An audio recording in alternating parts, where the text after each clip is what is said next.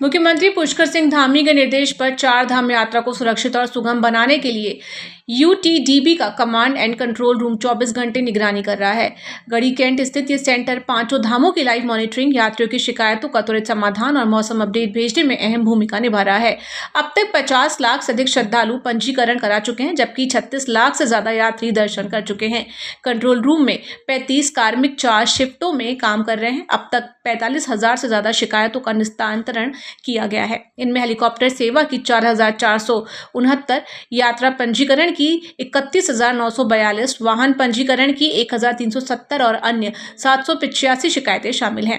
आधार आधारित पंजीकरण से फर्जी रजिस्ट्रेशन पर रोक लगी है। मौसम विभाग का पूर्वानुमान पंजीकृत यात्रियों को व्हाट्सएप पर भेजा जा रहा है। मानसून को देखते हुए कॉल सेंटर यात्रियों को हर संभव मदद दे रहा है। आगामी मानसून जो आने वाला है उसमें जो हमारी अभी चार धाम यात्रा चल रही है इस वर्ष की, तो उसकी सुगम सुखद बनाने के लिए उत्तराखंड पर्यटन विकास परिषद देहरादून के कार्यालय में 24 घंटे का कॉल सेंटर रूम स्थापित किया गया है। और इसका मुख्य उद्देश्य यही है कि जो चार धाम यात्रा में जो यात्री आ रहे, श्रद्धालु आ रहे हैं, उनको अपने पंजीकरण, हेली सेवाएं, रहने की व्यवस्था, अन्य व्यवस्थाओं के संबंध में जानकारी मिल सके। रुड़की के भंगेंडी महावतपुर गांव की एक बुजुर्ग महिला ने जमीन विवाद मामले को लेकर पुलिस से न्याय की गुहार लगाई है। महिला ने एसपी देहात को प्रार्थना पत्र देकर आरोप लगाया कि कुछ लोग जमीन पर कब्जा करने और निर्माण कार्य कराने का प्रयास कर रहे हैं, जबकि मामला पहले ही से ही न्यायालय में विचाराधीन है। पीड़ित महिला का आरोप है कि 5 बिस्सा जमीन का बताकर धोखे से 5 बीघा जमीन का बेनामा करा लिया गया। महिला के दामाद आकिल का आरोप है कि कई लोगों ने मिलकर इस पूरे मामले को अंजाम दिया है। इसी को लेकर आज पीड़ित परिवार एसपी देहात कार्यालय पहुंचा और इन लोगों के खिलाफ कार्रवाई की मांग की। एसपी देहात शेखर चंद्र सोयाल ने मामले की निष्पक्ष जांच कर आवश्यक कार्रवाई का आश्वासन दिया। देखिए, वो कोई जमीन पट्टे और उसमें दाखिल खारिज और वकालतनामा को लेके कोई इश्यू जो कुछ देर पहले आए थे, उसमें चूँकि मामला प्रशासन से रिलेटेड है, रेवेन्यू डिपार्टमेंट से रिलेटेड, हम सुनिश्चित कराएंगे। मैंने इंस्पेक्टर रुड़की को बताया हुआ है कि कोई भी झगड़े वाली स्थिति न हो। अगर प्रिवेंशन की कार्रवाई करनी है प्रिवेंटिव की तो वो करेंगे और पुलिस उसमें कोई विवाद न हो ये इंश्योर करेगी। बाकी कब्जा किसका है, कौन उसमें मालिकाना हक रखता है, ये फर्दर डिपार्टमेंट डिसाइड करेगा। कहना ये था कि स्टे है मामले में ना, वही ना, ये चीज़ मजिस्ट्रेट के इन पे डिसाइड होंगी। झगड़ा न हो ये हम सुनिश्चित करवाएंगे। एक तो अंकित इसमें, एक जावेद, एक राम कुमार और एक क्या नाम पदमसिंह रोड। कल मेरे खेतों बदमाश भेजे थे, इन्होंने मैं कब्जा होने नहीं दिया।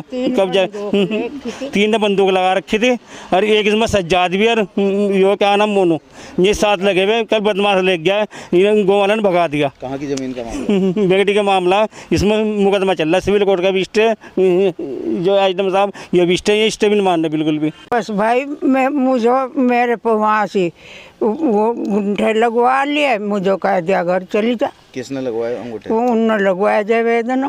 क्या मामला था?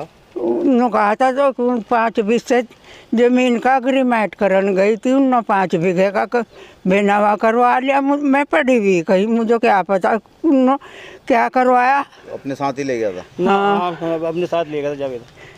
फिर उसके पैसे आए उसमें जमीन के, मैं भी मुझे ले जाको अपना आप कढ़वा लाया। मैंने नहीं पूछा, रे भाई मेरे खाते में तेरे पैसे की कराए, नो भी नहीं पूछा। 8 लाख रुपया कटवा रखे भाई, 2 फेरी कढ़वाए भाई। मैं पका गिरना है वो उन्नो ही, मैं तो गुंठा लगवाया उन्नो ही। मुख्य निर्वाचन अधिकारी डॉक्टर BVRC पुरुषोत्तम और भारत निर्वाचन आयोग के उप निर्वाचन आयुक्त संजय कुमार ने मंगलवार को संयुक्त रूप से सभी जनपदों के जिलाधिकारियों के साथ वीडियो कॉन्फ्रेंस कर विशेष गहन पुनरीक्षण अभियान में गणना फॉर्म वितरण एवं डिजिटाइज करने संबंधी उच्च स्तरीय समीक्षा की। बैठक में मुख्य निर्वाचन अधिकारी ने निर्देश दिए कि सभी जनपद फॉर्म वितरण का 100% तय समय सीमा में करें। उन्होंने निर्देश दिए कि जिन जनपदों में फॉर्म वितरण का कार्य लगभग पूर्ण हो चुका है, वे जनपद फॉर्म डिजिटाइजेशन पर ध्यान दें। बैठक में मुख्य निर्वाचन अधिकारी ने निर्देश दिए कि जिलाधिकारी स्वयं बूथवार समीक्षा करें। जिन बूथों पर वितरण और डिजिटाइजेशन की प्रगति धीमी है, उन स्थानों पर अतिरिक्त कार्मिकों को हेल्पिंग हैंड के रूप में लगाया जाए। उन्होंने निर्देश दिए कि घर पर अनुपस्थित मतदाताओं के घर BLA और BLO साथ साथ जाएं और अनिवार्य रूप से 3 विजिट करें। देखिए, अभी हमारे राज्य में 8 जून से लेकर 7 जुलाई के बीच में SIR के अंतर्गत BLO के द्वारा घर घर जाकर फॉर्म वितरित किया जा रहा है। वर्तमान स्थिति के अनुसार अभी 92% प्रगति हमने प्राप्त किया है फॉर्म वितरण के कार्य में। और अभी हमारा पूरा ध्यान जो होगा वो जहां जहां पर फॉर्म वितरण पूर्ण हो चुका है उन विधानसभाओं में हम फॉर्म डिजिटाइज करने के ऊपर भी अभी बल दे रहे हैं। जहां पर अच्छी प्रगति आ रही है उन क्षेत्रों में ध्यान दिया जा रहा है, साथ में जहां पे कम प्रगति वाली विधानसभाएं होंगी वहां पर भी ध्यान दिया जा रहा है। वर्तमान स्थिति के अनुसार जनपद पिथौरागढ़, चंपावत, चमोली ऐसे जनपदों में 99% फॉर्म वितरण की सूचना प्राप्त हो रही है और उधम सिंह नगर और देहरादून जनपदों में 85% तक प्रगति वर्तमान अवधि तक प्राप्त हुई। उत्तराखंड में ईडी ने SC/ST छात्रवृत्ति घोटाले में बड़ी कार्रवाई करते हुए 13 करोड़ 83 लाख की चल अचल संपत्ति कुर्की है। 2011-12 से 2016-17 के बीच पोस्ट मैट्रिक छात्रवृत्ति में धोखाधड़ी हुई थी। जांच में 6,208 में से 2,895 दावे फर्जी मिले। फेल, अनुपस्थित और फर्जी छात्रों के नाम पर करोड़ों की राशि जारी हुई। कॉलेज प्रबंधन ने फर्जी खाते खोलकर राशि निकाली। ईडी अब तक 5 अभियोजन शिकायतें और 5 कुर्की आदेश जारी कर चुकी है। मामले को लेकर विपक्ष सरकार पर सवाल उठा रहा है। वहीं कैबिनेट मंत्री खजान दास का कहना है कि छात्रवृत्ति घोटाले को हुए काफी लंबा समय हो गया है, लेकिन मामले की CBI और SIT की जांच चल रही है। उन्होंने बताया कि उक्त मामले को लेकर भारत सरकार के मंत्री से भी मिले थे। इस दौरान उन्होंने कहा कि जांच जारी है, लेकिन वंचित छात्रों की छात्रवृत्ति फिर शुरू की जाए, जिसके बाद केंद्रीय मंत्री ने 2 महीने में समाधान का आश्वासन दिया है। देखिए, छात्रवृत्ति घोटाला काफी साल हो गए हैं, इसमें जांच चल रही है, CBI की भी जांच चल रही है और यहाँ की मैं बात करता हूँ तो यहाँ SIT की जांच चल रही है। और इस विषय को लेकर के हम लोग माननीय मंत्री भारत सरकार के पास भी गए थे। मैंने कहा ये जांचें तो चलती रहेगी, किंतु साथ साथ जो छात्रवृत्ति से वंचित है उनको पुनः छात्रवृत्ति शुरू कर दी जाए। ये माननीय भारत सरकार के मंत्री जी से हमने कहा और उन्होंने कहा कि 2 महीने के अंतराल में इसमें हम कोई ना कोई समाधान करें। 2027 की शुरुआत में प्रस्तावित उत्तराखंड विधानसभा चुनाव को लेकर असमंजस बढ़ गया है। कुंभ और जनगणना के कारण चुनाव समय से पहले कराए जाने के कयास लगाए जा रहे हैं। वहीं राज्य मंत्री ज्योति प्रसाद गोरेला की माने तो चुनाव कब और कैसे होंगे ये भारतीय निर्वाचन आयोग तय करता है। उन्होंने कहा कि आयोग एक स्वतंत्र इकाई है जो केंद्र सरकार के परामर्श के बाद फैसला लेता है, क्योंकि चुनाव में बड़ी संख्या में फोर्स और मैन पावर लगती है। गेरोला ने कहा कि फरवरी में जनगणना का दूसरा चरण होगा और अर्धकुंभ भी है। ऐसे में चुनाव प्रीपोन होंगे या तय समय पर ये कहना मुश्किल है। राज्य मंत्री ने बताया कि दोनों तरह की संभावनाएं बनी हुई हैं, लेकिन तकनीकी और प्रशासनिक पहलुओं को देखते हुए निर्वाचन आयोग अंतिम निर्णय लेगा। देखिए, चुनाव किसी भी राज्य में चुनाव कब होंगे, कैसे होंगे, उन सब का निर्धारण भारतीय निर्वाचन आयोग करता है, जो कि एक स्वतंत्र इकाई है।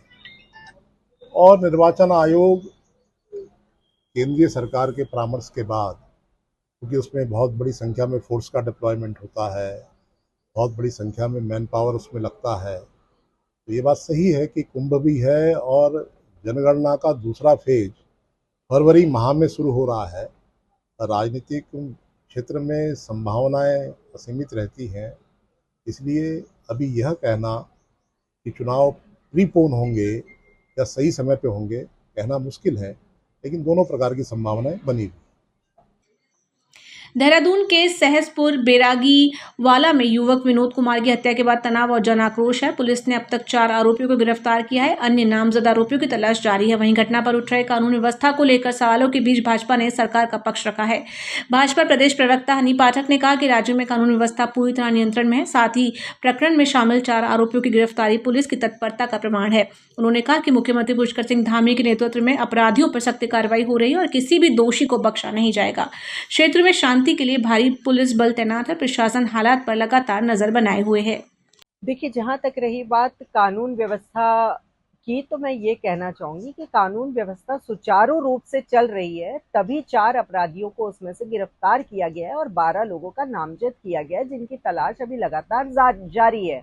अगर कानून किसी भी प्रकार से कोई हीला हवाली दिया होता तो किसी भी कीमत पे आरोपी भाग चुके होते, उनको गिरफ्तार नहीं किया गया होता। और धाकड़ धामी जी जिस प्रकार से धरातल पर आरोपियों को सख्त चेतावनी समय समय पर देते चले आ रहे हैं कि कोई भी अपराधी उत्तराखंड में अपराध करने के बाद शांति से नहीं रह सकता है, उसमें लगातार कार्य जारी है। जिस प्रकार से भीड़ ने उनका घर जलाया, उसके बाद उन पर बुलडोजर भी चला है, वो ये साफ तौर पर साबित करता है कि किसी भी कीमत पर उत्तराखंड देवभूमि में कोई भी अराजकता वाला कार्य करके यहाँ पर शांतिपूर्वक नहीं रह सकता और इसमें किसी भी प्रकार की कौतूहल नहीं बरती जाएगी।